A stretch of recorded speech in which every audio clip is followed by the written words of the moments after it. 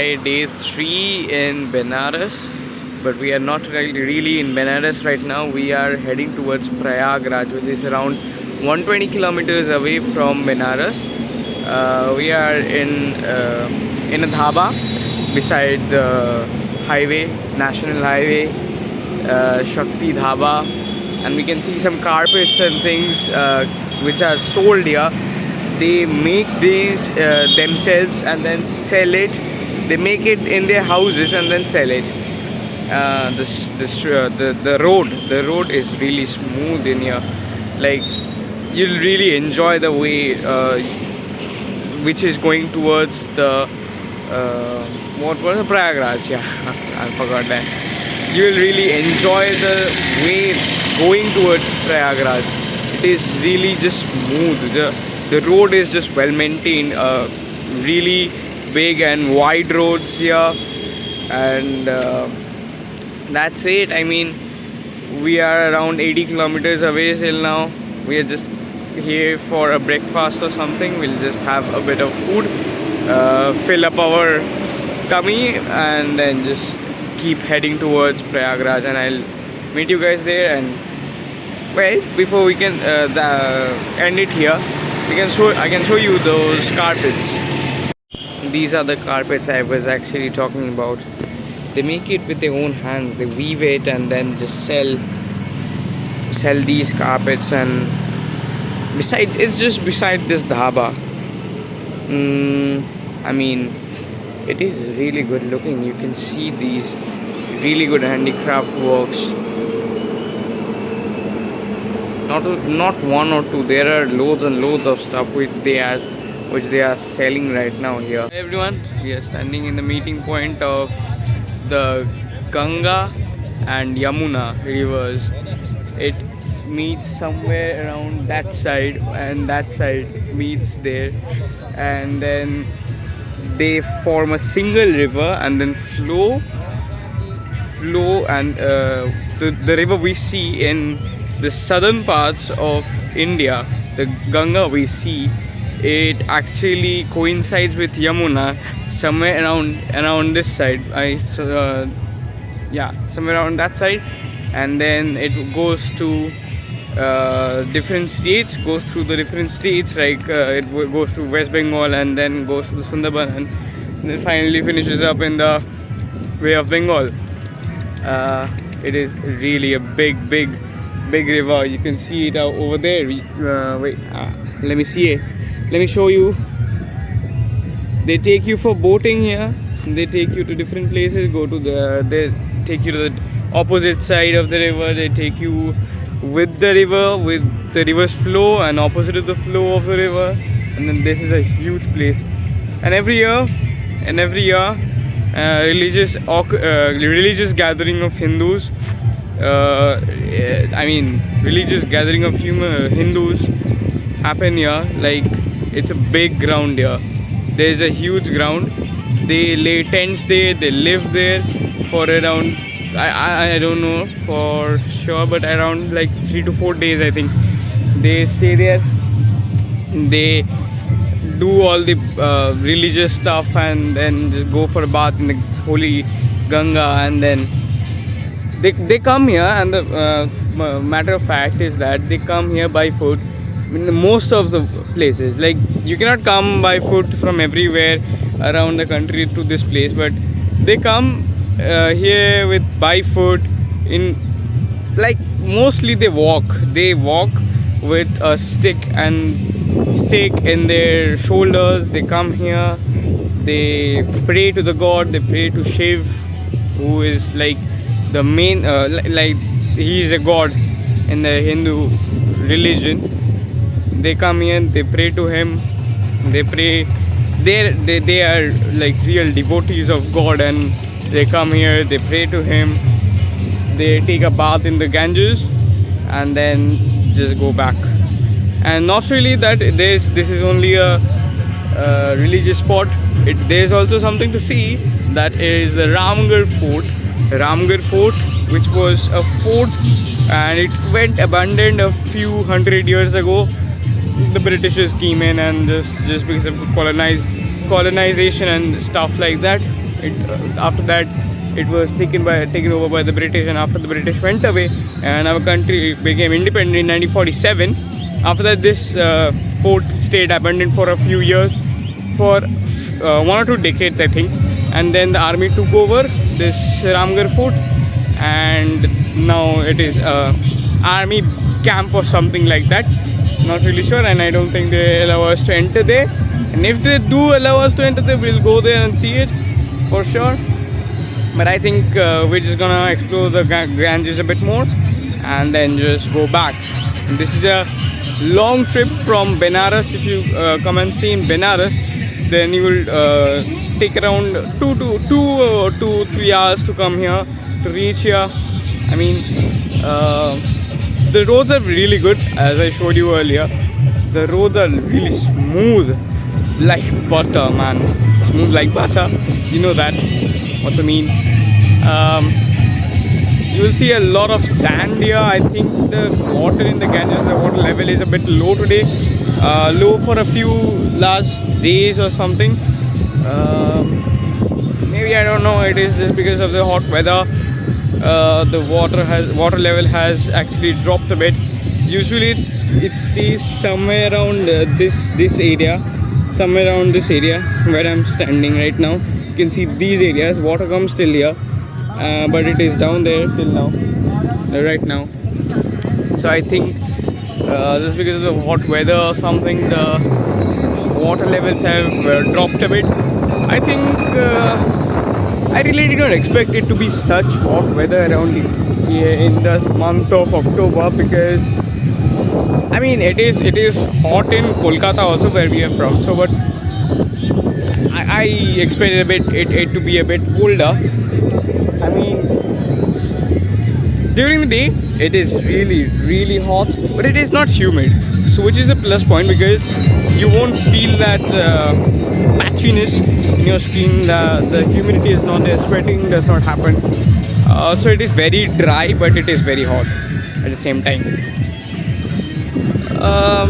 And it is really windy, so I don't think you will feel that much hot. If you're coming from a very cold place, you might feel hot, but I don't think that you will feel hot that much.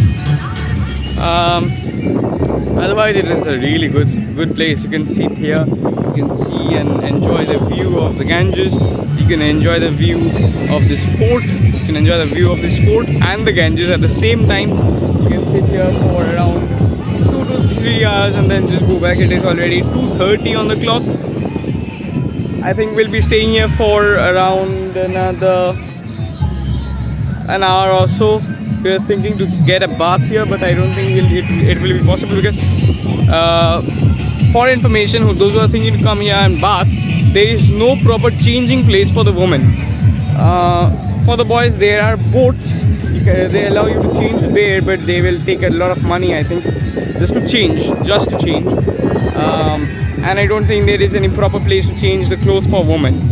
So it is not really a very good place to have a bath, I think, to take a bath.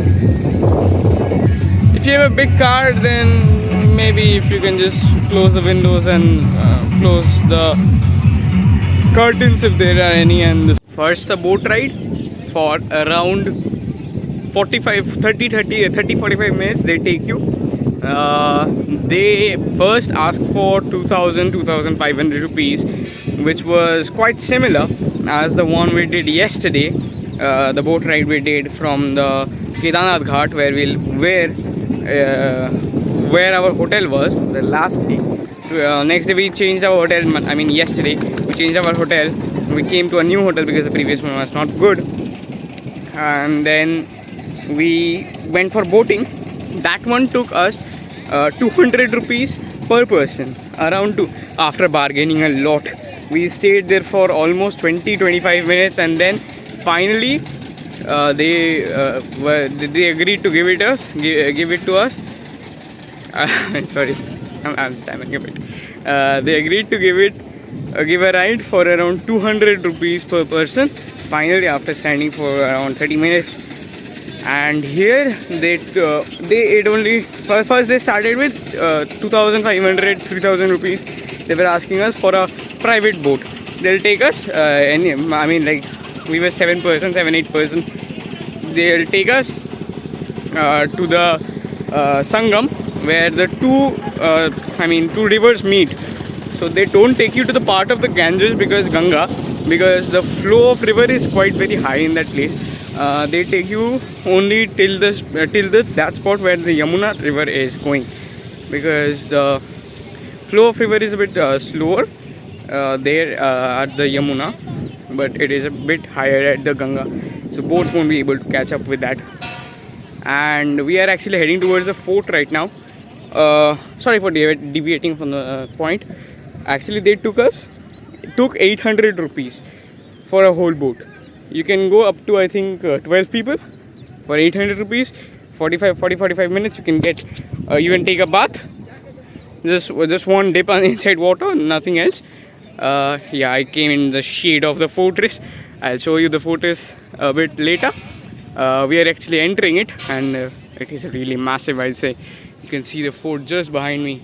Just everywhere the fort is. Sorry, bit bad at handling the camera right now. We'll get better day by day, to be honest. Yeah, so you can see the river behind me. We went there for 45 minutes. You can get a bath, and I think it is a pretty good deal of 800 rupees for 45 minutes going there, having a bath, then coming back. But first, the next thing is that they don't tell you, but they'll take an extra charge of around 200 rupees. For parking the boat there. They take that money. They did not tell us before going there, but after reaching there, they told us that you have to give another 200 rupees because they take a parking charge and something like that. They park the boat there. That's it, and then we are entering the fort. Then I'll show it to you. You can get a camel ride here too for around 50 rupees or so. They'll take you all the way from this side to here, and then just go there, and again like drop you right here where they took you off from.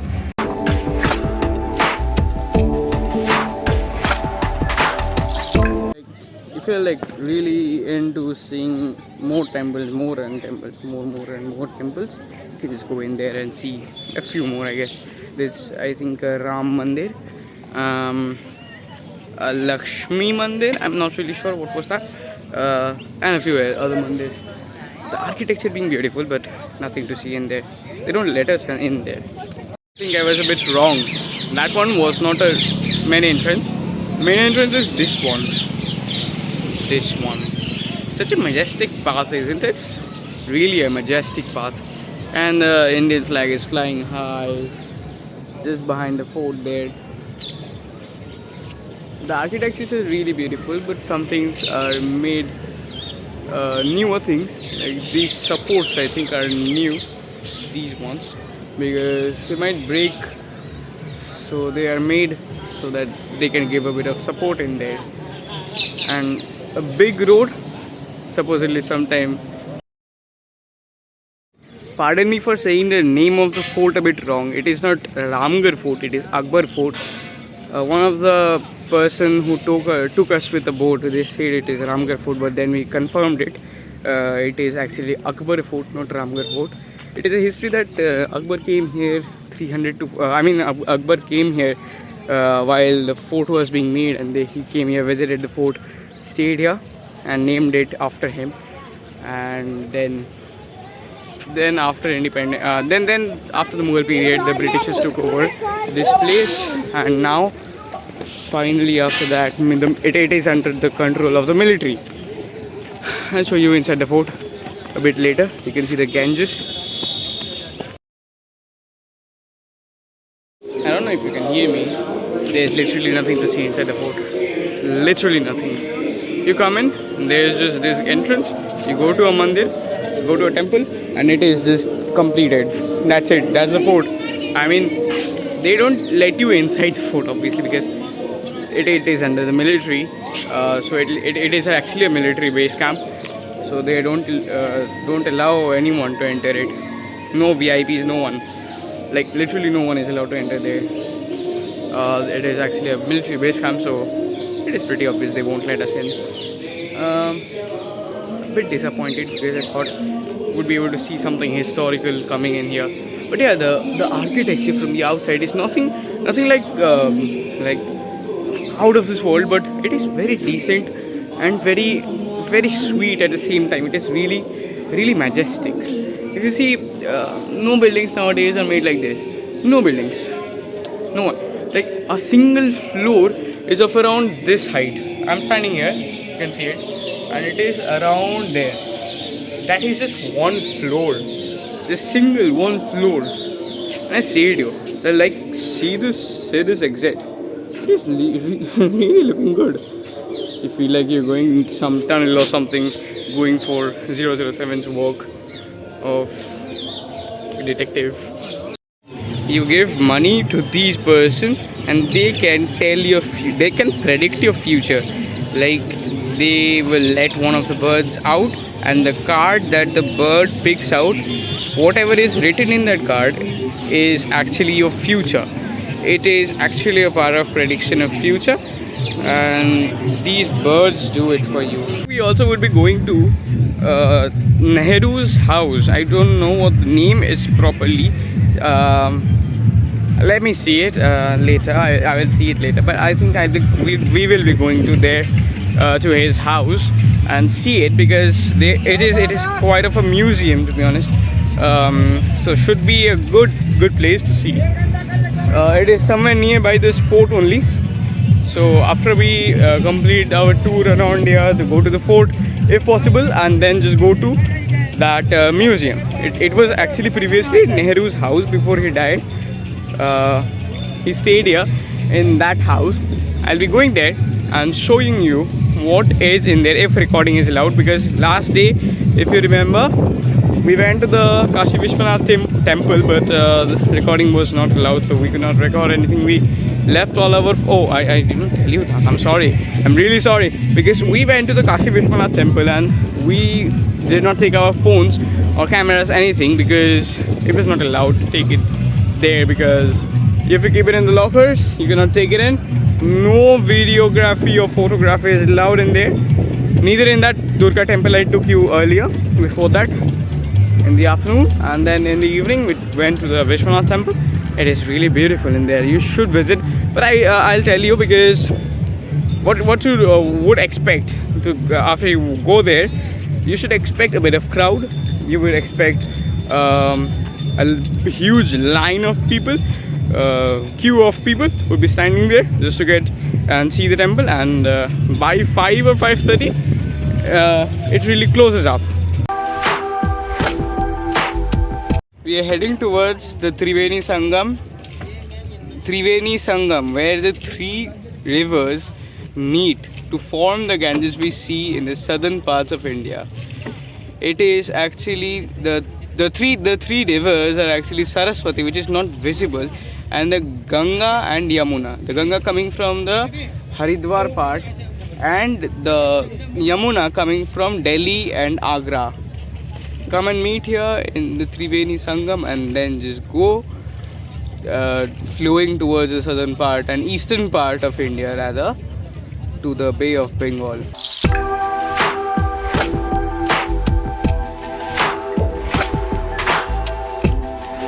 Information right now that the river we are in right now is Yamuna. The color of this river is actually quite blackish, and the river we will be going to and seeing, the river that is coming from that side, the side we are going to, is actually the Ganga. The color of the river is quite whitish. This river is actually coming from the parts of Delhi and Agra, and that river Ganga will be coming from the parts of Haridwar, Kanpur,